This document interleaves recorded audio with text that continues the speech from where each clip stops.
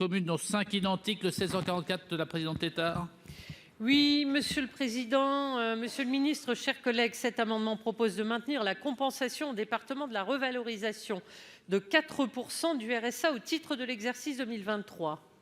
Si nous soutenons la revalorisation de 4% pour les allocataires du RSA, il s'agit d'une dépense sociale supplémentaire très lourde pour les budgets des départements. Cette décision de revalorisation a été actée de manière unilatérale par l'État et s'est imposée aux élus locaux et aux finances des départements que l'on sait déjà sous pression. Il n'est donc pas normal qu'ils aient à porter seuls le coût de cette décision. Cette mesure de justice sociale fait suite à une première revalorisation de 1,8% en avril dernier. Or, l'impact économique de cette nouvelle revalorisation de 4% serait de 400 millions d'euros en 2022 et 800 millions d'euros en année pleine.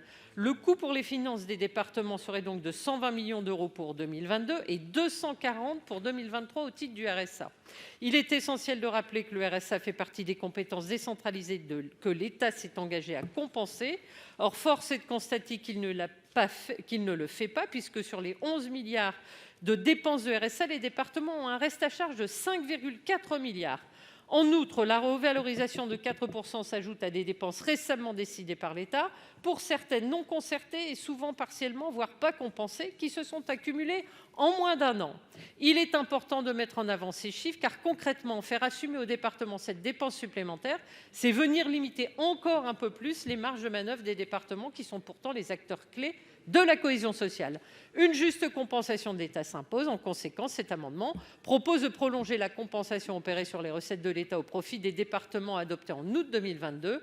Il crée ainsi un nouveau prélèvement permettant d'assurer la compensation pour l'exercice 2023 pour un montant de 240 millions. Merci, chers collègues. Le 919 est défendu, Monsieur Capu. Merci. Le 1010, Madame Noël, défendu. Défendu. Le 1398, Monsieur Bilac, défendu. Défendu. Le 1489 n'est pas défendu, il tombe, Monsieur le rapporteur. Ah pardon, non, le 924 d'abord, Monsieur Bocquet.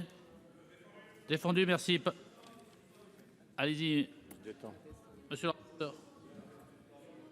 C'est quoi le sujet? Bon.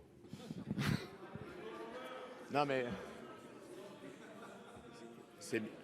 Allez, moi je démarre avec ou sans dérouleur. Sur ce sujet, il y a donc eu une participation exceptionnelle pour 2022. Pour 2023, on va se dire les choses. Il y a aussi, et c'est tant mieux, un nombre de bénéficiaires du RSA qui est en chute importante, puisque depuis juin 2021, depuis janvier 2021, pardon, c'est près de 200 000 allocataires en moins.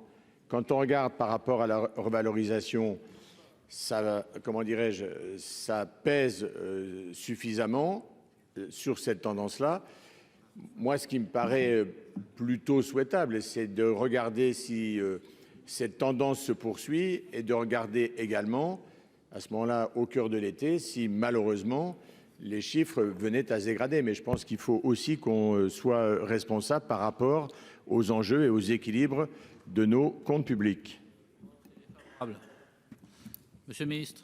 Non, très rapidement, je remercie le rapporteur général d'avoir souligné la baisse importante du nombre de bénéficiaires du RSA, qui reflète aussi le redémarrage de l'activité économique et le fait que des personnes qui étaient très éloignées de l'emploi ont pu, pour certaines, retrouver un emploi. C'est aussi un signe que les réformes qui ont été faites sur le marché du travail, le réinvestissement, fonctionnent dans une certaine mesure, puisqu'il y a moins de bénéficiaires du RSA, c'est-à-dire moins de personnes qui sont éligibles au RSA, et donc des personnes qui, pour un certain nombre, ont retrouvé un emploi. Ce nombre de baisses des allocataires du RSA fait plus que compenser, au niveau global, il peut y avoir des disparités, la revalorisation du RSA de 4%. La prévision, quand on regarde aujourd'hui les dépenses, c'est qu'à fin 2022, entre la revalorisation de 4% du RSA et la baisse du nombre de bénéficiaires, on sera à moins 4% de dépenses de RSA pour les départements, ce qui est là aussi, je crois, plutôt une bonne nouvelle. Donc avis défavorable. Merci, présidente Létard. À titre d'information, je voudrais dire à Monsieur le Ministre, je vais parler de ce que je connais, le département du Nord, 2 600 000 habitants. À ce jour, 95 000 bénéficiaires du RSA. Il y a longtemps qu'on est à ce chiffre-là parce que depuis longtemps maintenant, nous travaillons sur un dispositif de retour à l'emploi.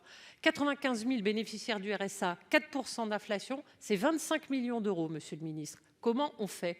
Additionné à 8 000 fonctionnaires qui voient leur salaire augmenter de 3,5%.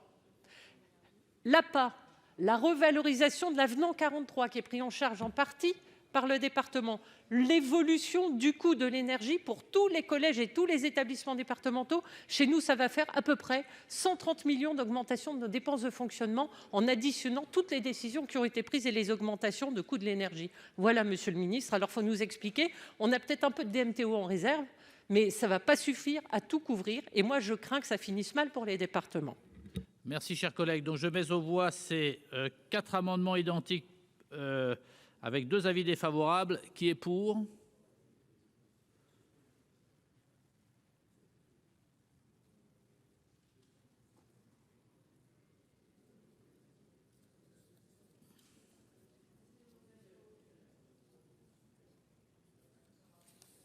avez compté? Vous avez compté? Qui est contre?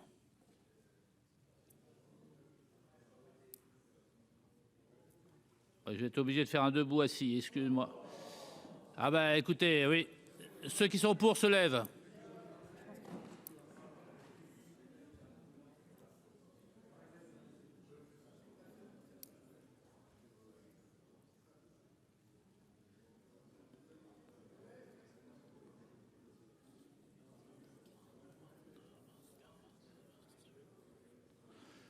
Merci. Ceux qui sont contre se lèvent.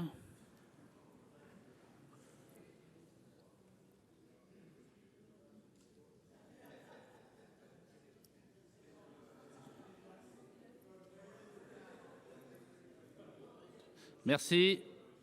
Ceux qui s'abstiennent et les amendements sont adoptés. Et donc il faut tomber le 924. Le 1305, monsieur Bilac.